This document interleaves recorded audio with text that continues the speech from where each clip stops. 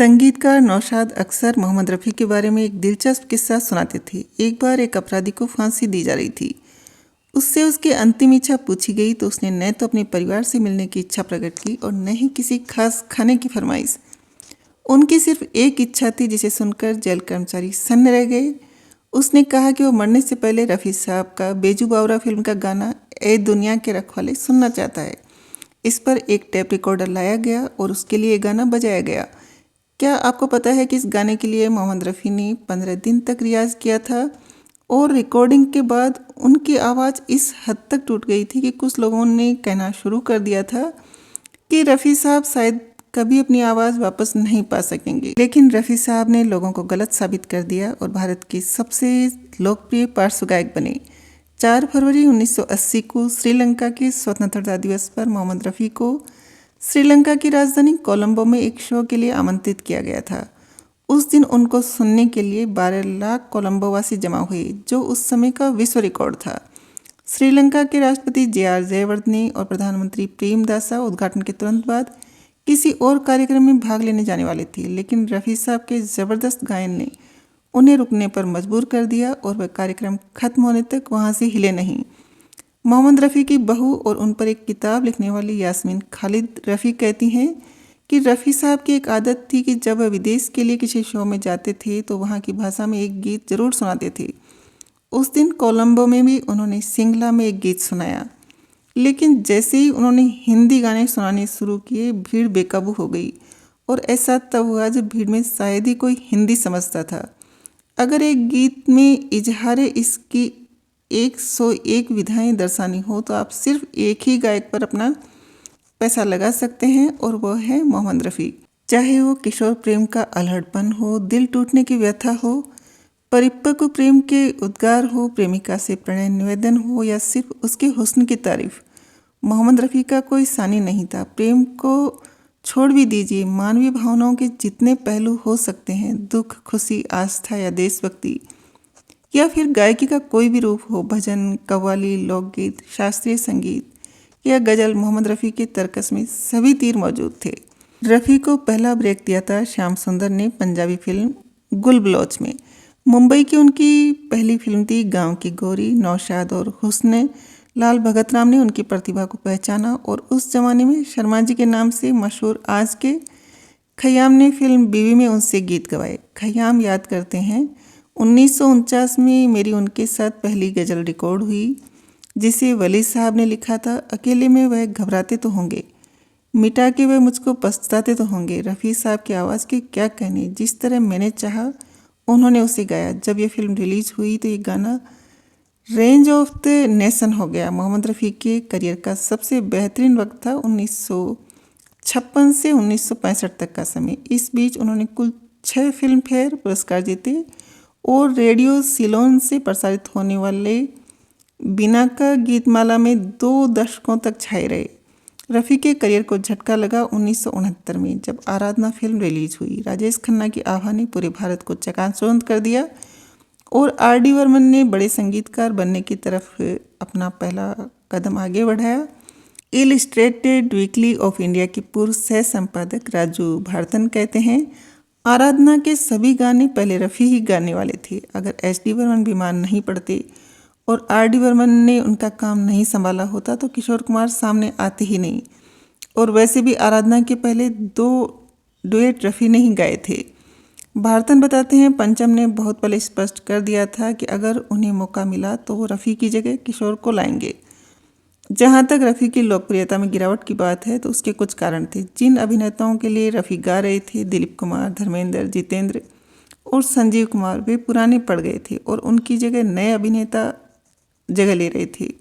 उनको नई आवाज़ की ज़रूरत थी। RD बर्मन जैसे संगीतकार उभर कर सामने आ रहे थे, उन्हें कुछ नया करके दिखाना था। 70 के दशक की शुरुआत में संगीतकारों ने मोहम्मद रफ़ी का साथ छोड़ना शुरू कर दिया था, सिवाय लक्ष्मीकांत प्यारेलाल की।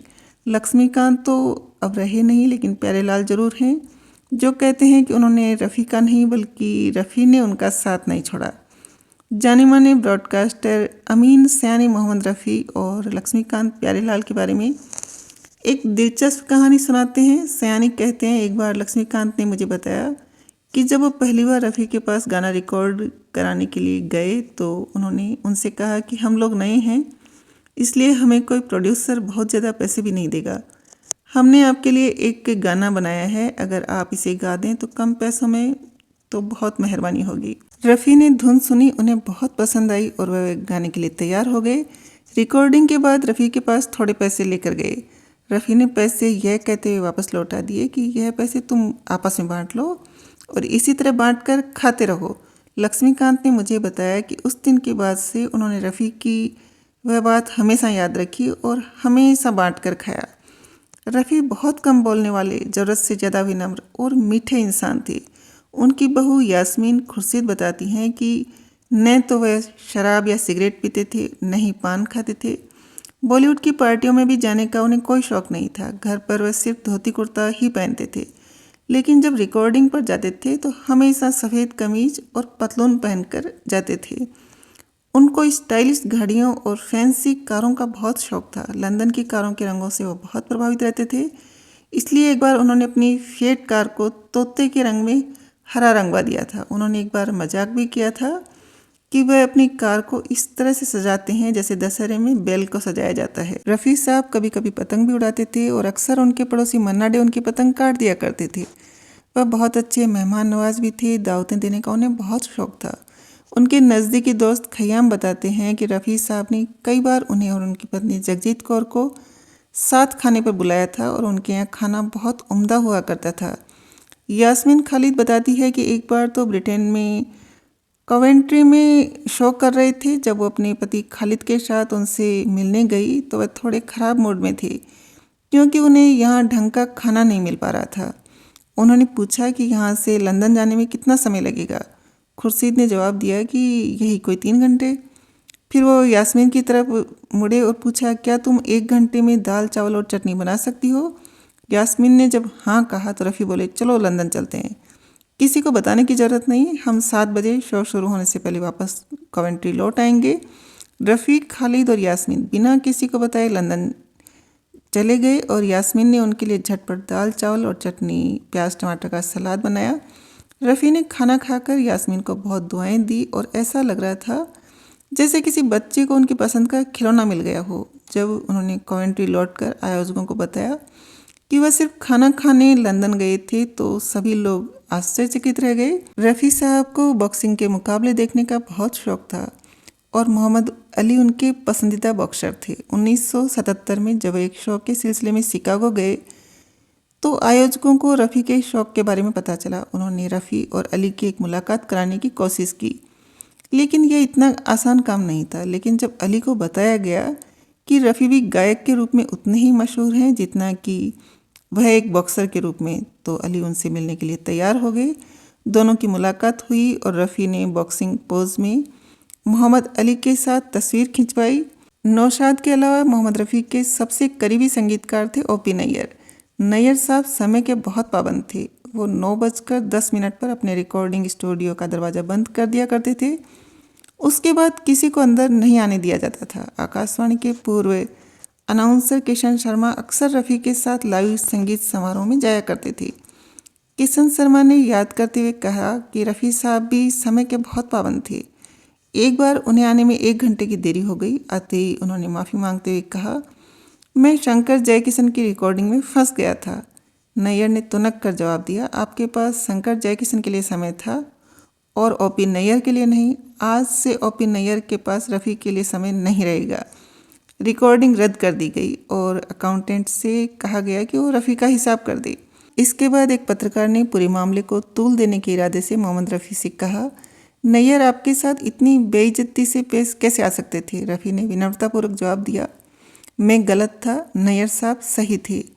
3 साल बाद रफ़ी नैयर के घर आए। नैयर ने अपने सबसे पसंदीदा गायक से कहा, रफ़ी, यहाँ आकर तुमने सिद्ध किया है कि तुम ओ.पी. से कहीं बेहतर इंसान हो। तुमने अपने अहम पर काबू पा लिया जो मैं नहीं पा सका। मोहम्मद रफ़ी ने एच.डी. बर्मन के लिए भी काफ़ी लोकप्रिय गीत गाए। वर्ष 1958 में काला पानी फिल्म के लिए गाए उनके गीत हम बेखुदी में को काफ़ी प्रसिद्धि मिली। राजू भारतन अपनी किताब ए जर्नी डाउन मेमोरी लैन में लिखते हैं, हम बेखुदी में की धुन बर्मन दादा ने मुसलमानों के एक धार्मिक गीत आले रसूल में जो मुसल्लमा हो गए की धुन पर बनाई थी। ये धुन मस्जिदों में पढ़ी जाने वाली अजान से बहुत कुछ मिलती जुलती थी। उन्होंने पहले इसका बंगाली अनुवाद कर अपनी आवाज़ में रिकॉर्ड कर कलकत्ता के सुनने वालों के बीच आजमाया। फिर मजरू सुल्तानपुरी ने इसके आधार पर एक गीत लिखा जिसके बोल थे, हम बेखुदी में तुमको पुकारे चले गए।